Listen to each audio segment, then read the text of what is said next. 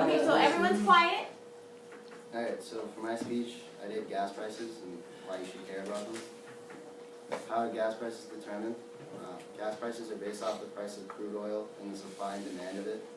As the price of crude oil goes up, the price of gas goes up. The price of crude oil makes up approximately 70% of the price of gas, so it's a huge factor in how prices are determined. This is a picture that just depicts how gas can lead to being expensive or not expensive. If there's like a higher supply and less demand, it'll be less expensive, so, and not vice versa. And how gas prices have changed. The average price per gallon in the US in 1995 was $1.10. 10 years later, in 2005, the average went up to $2.27. In 2008, the average gas price was up to $4.09, but soon fell to $2.15 later in the year due to growth, or because of the weak economy at that time, so it pushed the prices down.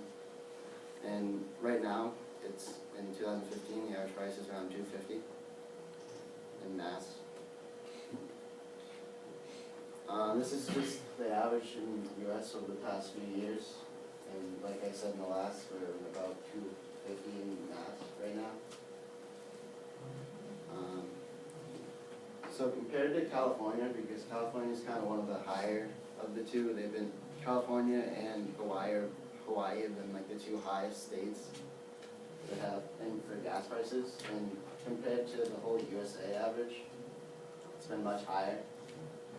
And right now in California, their average is about $3.20, which is about 70 cents higher than us.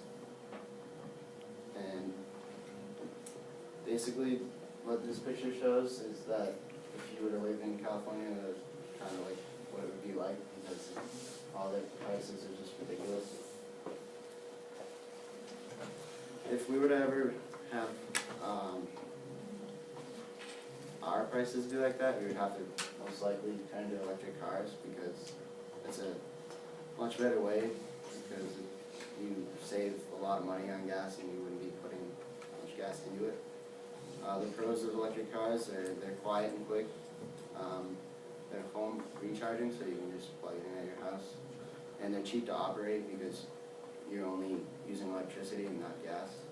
The cons is that they're limited range, so you couldn't really go on like a road trip or any other travel somewhere with it, unless you found a refueling station along the way.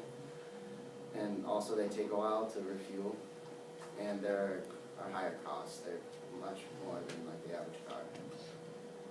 The Prius was basically like the first electric car, and it gets about like 50 plus miles to the gallon. And now in 2014 they made the BMW i3, which is getting about 80 plus on a single charge. And so basically it just shows how we've kind of grown as a society and been able to make something even larger. This isn't even the most, like it doesn't hold the milk, or you can't, like it doesn't, like the gas mileage is like more.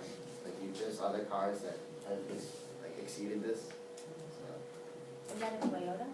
No, it's a BMW. Oh, it's a BMW. Yeah, that was made in 2014. It just was, and that's it. That's why you should